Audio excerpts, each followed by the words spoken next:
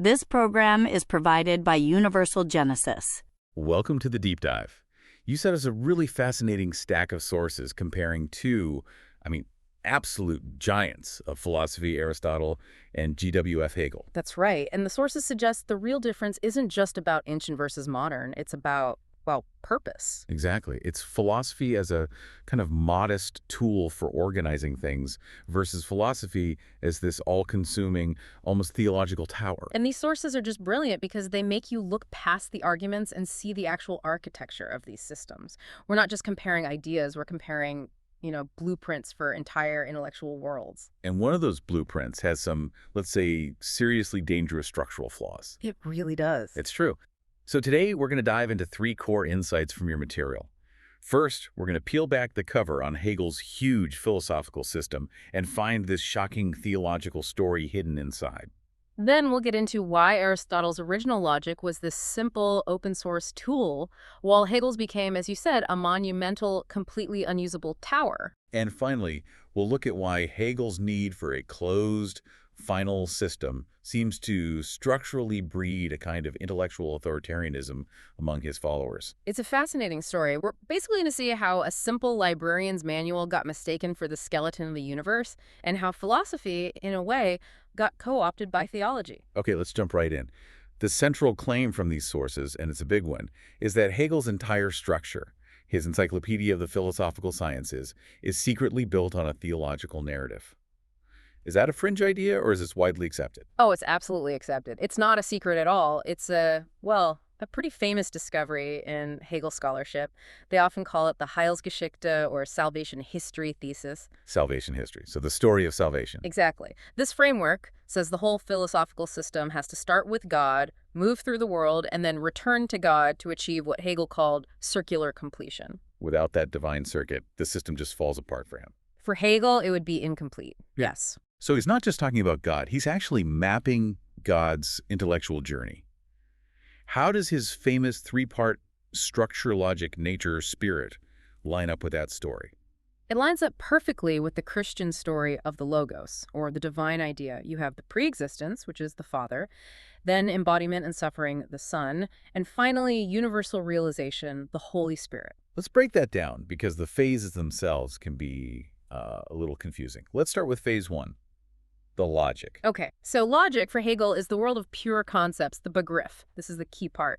It corresponds to the Logos before creation, before the incarnation. It's the Father. So no time, no space, no physical world yet. None. The sources stress this. It's just pure thinking, God's inner essence before it's been worldized. It's the foundation of reality, but it's not reality itself. It sounds incredibly abstract. So if that's the pure, perfect starting point, why does it have to move to the next phase? Why fall into matter? That's phase two, the philosophy of nature. The logical idea for Hegel has to go out of itself. It has to externalize, to be born into the world. And this is the incarnation and suffering part. The Son. Precisely. And when that pure idea enters the messy physical world of nature, Hegel uses these really specific terms like Entäußerung, which means externalization, and Entfremdung, alienation. Alienation. So that's where the divine reason gets lost. It forgets what it is. Exactly. You can think of it like a perfect, unified idea leaves its divine home and just shatters into a million pieces across the universe. It forgets its origin. So for Hegel, nature is this imperfect place where reason is scattered and lost.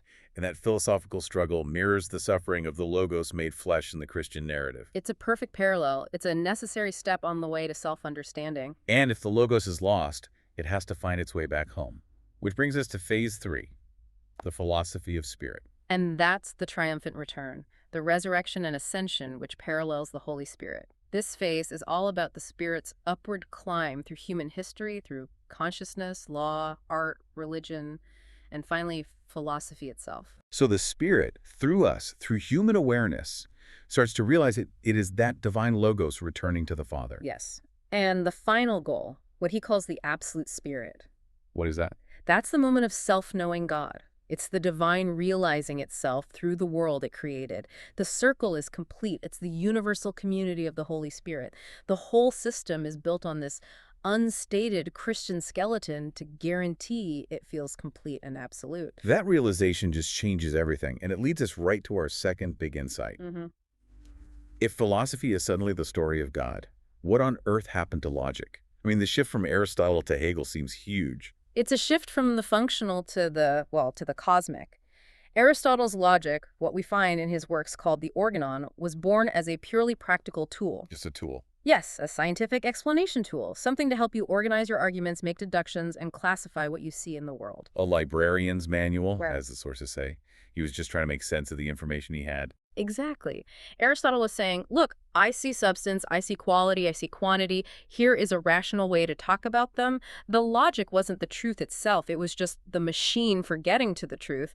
But then the medievals got a hold of it. Ah, the scholastics. They confused the map for the territory. They really did. With thinkers like Thomas Aquinas, Aristotle's categories stopped being seen as just useful tools. They started treating them as the actual structure of the world, the skeleton of the universe itself. And Hegel just takes that mistake and builds his entire system on it. He takes it to its absolute logical extreme. For Hegel, logic isn't a tool you use on reality. It is reality. It's the mind of God unfolding. His science of logic is the self-movement of the absolute spirit. The map literally becomes the territory. And that's why it became so heavy, so unusable for modern scientists, Right. Because it had these colossal internal movements. Absolutely. I mean, think about the concepts he's using. The move from being to nothing to becoming, or his famous negation of the negation, sublation. Sublation, or Aufhebung. That's a notoriously difficult one. For someone new to this, can you give a quick analogy for what he means by that three-step movement? Sure. Sublation means to abolish, preserve, and elevate, all at once. So imagine a seed. That's being. To become a sprout, the seed has to die, to be negated. That's its nothing. Yeah. But the sprout isn't just nothing. It preserves the potential of the seed, and it elevates it into a higher form growth, or becoming. The negation of the negation is that whole movement. The seed's death leads to a positive higher state. The plant. The plant. And Hegel said all of reality, all of thought, had to move in this necessary three-step dance. These aren't rules for a debate. This is metaphysical cosmic machinery. And a system that immense, that complex, you can't apply it when you're just trying to solve a physics problem or classify a new species. You can't. It's a totally comprehensive cosmic structure. The sources nail it. It's a bookcase stacked so high it became a tower. It's so abstract it's useless for specialized problems. Right. And so after Hegel, science just abandoned these huge systems. They chose lighter, more practical tools. They chose the toolkit over the tower. Exactly. Mathematics, statistics, experiments, things that actually work. This forces us to look back at Aristotle himself. And this is our third insight. Did Aristotle ever actually care about ontology, the big question of existence itself, or was he just the ultimate librarian? The sources are pretty clear on this. It's one of the deepest readings of Aristotle. He did not ask about being with a capital B. He just categorized how we use the word being. So, wait. His famous statement, being, is said in many ways. We usually see that as the birth of metaphysics. But we're misreading his intent. That statement was his classification thesis. He was just cataloging how we use the concept. A cat is a being that's substance. Blackness is a being that's quality. He was building a conceptual Dewey Decimal System, not searching for the mystical core of existence. So if you look at his actual work studying animals, politics, rhetoric, he looks much more like a natural scientist than a mystic. He was. Aristotle was focused on the concrete world around him, how animals move, how states work. He was making tools to organize the data of experience.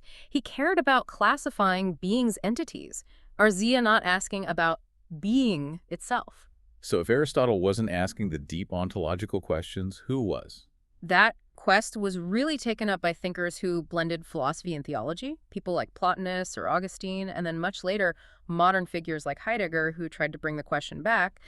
The sources summarize it perfectly. Aristotle was the historically best natural scientist, social scientist, and classifier wearing a philosopher's face. He organized, but he kind of outsourced the deepest metaphysical questions. That's a great way to put it. That's such a crucial contrast. So you have Aristotle, the open source classifier with tools anyone can use and update. And then Hegel, who tried to build the final totalizing system, but as we saw, he ended up as a philosophy-flavored theologian. So what does that mean for people who follow him? What are the consequences of a closed system? Well, it creates this institutional arrogance, this intellectual stagnation. Hegel's claim that history has ended here in his system. That's its greatest structural flaw. It implies the system is bulletproof. So new data or new science can't challenge it. Right. It just gets absorbed. It's explained away as just another necessary moment in the grand movement of the spirit. And this structural arrogance, Yeah. this confidence that the system is complete, it makes it a magnet for people who want intellectual authority. Absolutely. The sources argue it creates these small authorities, these Klein Hegels, in universities and political movements. The system itself cultivates a superiority complex, and it does it through two main traps. Okay, what's the first trap, the superiority trap itself? It comes from the complexity. I mean, Hegel's writing is famously dense. So anyone who claims to have mastered it immediately creates an intellectual elite. The barrier to entry is weaponized. If you disagree with the Hegelian, you're not just wrong, you're showing your own underdeveloped consciousness. So your opposition is just proof that you don't get it. Exactly. It's a powerful defense mechanism. And the second trap, this claim of universal authority, that feels even more relevant today. It gives you the ultimate high ground in any institution. Hegel's philosophy claims to integrate all other specialized knowledge, economics, law, physics, you name it. They're all just parts of the whole. So the Hegelian philosopher can claim authority over all of them. Can you give me a concrete example of how that would work? Sure. Imagine a historian who spends 20 years digging up data on, say, 18th century Prussian trade policy. A Klein Hegel can walk in and say, that's very interesting data, but you're only seeing a fragment. I understand the underlying logic of the objective spirit that necessitated those trade policies. So the person with the facts is made intellectually subservient to the person who claims to understand the totality. Precisely. By claiming to speak for the whole, the follower becomes the spokesperson for the ultimate truth, and they can dismiss mere specialized facts. It's a structure that demands fealty, not critique, unlike Aristotle's open framework, which invited collaboration. That is such a stark takeaway. So we've gone from Aristotle, the pragmatic classifier with open source tools, to Hegel, the genius who built this final totalizing system. But in doing so, created a closed theological narrative that structurally encourages intellectual superiority. And the core lesson for you, the learner, is understanding that profound difference. A system built to be a tool, which can be updated, versus a system built to be a tower, which is meant to be complete and closed and ultimately becomes too heavy to be useful. And we know Hegel's belief that his system was, the completion of history was, well, profoundly naive. History moved on, science moved on. His tower became irrelevant almost immediately. So if Hegel's closed system created these intellectual traps and this stagnation. Then the final provocative thought for you is this. Today, we see these vast, complex theories in politics, economics, even in AI, that claim to have the total explanation for history or society or the future. Where do we see modern versions of these closed systems, and what price are we paying for believing, once again, that we have reached the final, unchallengeable end of history or understanding? This program is provided by Universal Genesis.